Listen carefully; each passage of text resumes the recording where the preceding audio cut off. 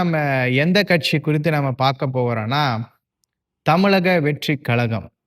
Joseph Vijay அண்ணா 2024 தான் இந்த கட்சி ஆரம்பிச்சாரு. இவர நமக்கு எல்லாருக்கும் எப்படி தெரியும்னா, ஒரு X cinema super star.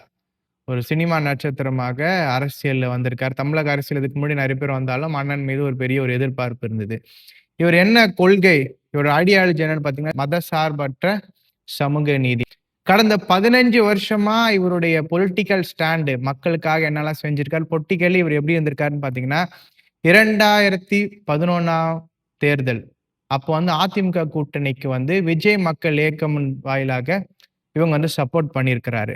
2017 Mersal படத்துல வந்து ஜிஎஸ்டி அண்ட் இலவசங்களை குறித்து ரொம்ப கடுமையாக வந்து விமர்சிச்சிருப்பாங்க அந்த படத்துல.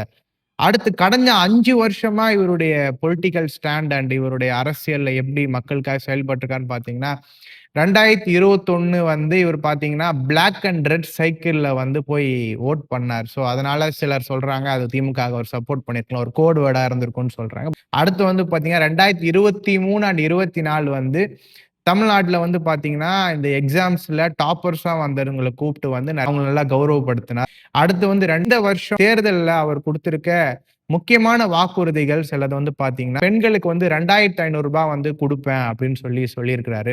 அடுத்து வந்து பார்த்தீங்கன்னா, எல்லா வீடுகளுக்கும் 200 யூனிட்ஸ் வந்து எலக்ட்ரிசிட்டி ஃப்ரீன்னு சொல்லியிருக்காரு. அடுத்து வந்து பார்த்தீங்கன்னா, 6 சிலிண்டர் எல்பிஜி சிலிண்டர் எல்லா வீட்டுக்கும் ஃப்ரீ, எல்லா ரேஷன் கார்டுக்கும் ஃப்ரீன்னு சொல்லியிருக்கிறார். அடுத்து வந்து பார்த்தீங்கன்னா, இவர் மேல சில அதிருப்திகள் அப்படின்னு சில காரியங்கள் நம்ம பார்க்க போறோம். முக்கியமான விஷயம் வந்து பார்த்தீங்கன்னா, கரூர்ல நடந்த அந்த இன்சிடென்ட். ஆனாலும் மிகப்பெரிய அதிருப்தி மக்களுக்கு எப்போ வந்ததுன்னா, அத குறித்ததான கேள்விய மீடியா ரைஸ் பண்ணும்போது, அன்னைக்கு வந்து அவர் வந்து அந்த டைம்ல வந்து நடந்தது ரொம்ப கஷ்டமா இருக்கு அப்படின்னு சொல்லிட்டு, ஒரு சின்ன வார்த்தை சொல்லிட்டு ஏர்போர்ட்ல போயிருக்கலாம்.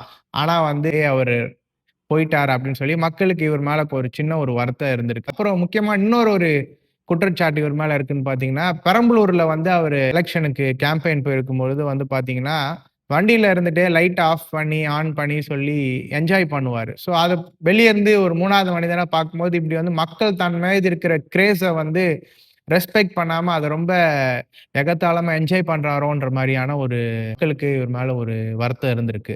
ஸோ இவருக்கு எவ்வளோ ரேட்டிங், எவ்வளோ ஸ்டார் குடுக்கலாம்னு சொல்லி பார்த்தீங்கன்னா, இவருடைய படங்கள் ஒரு சில காரியங்கள நான் தெரிஞ்சிருக்கு. ஸோ அத பார்க்கும்போது பெரிய எதிர்பார்ப்போட தான் இருந்தது அவரு கட்சி அனவுன்ஸ் பண்ணும்போது. ஆனா இந்த ஒரு 2 இயர்ஸா அவரோட செயல்பாடுகள் பார்க்கும்போது கொஞ்சம் இன்னும் பெட்டரா பண்ணியிருக்கலாம் அப்படின்னு எனக்கு தோணுது. ஸோ அதனால 3.5 அவுட் ஆஃப் 5 ஸ்டார்ஸ நான் குடுக்குறேன்.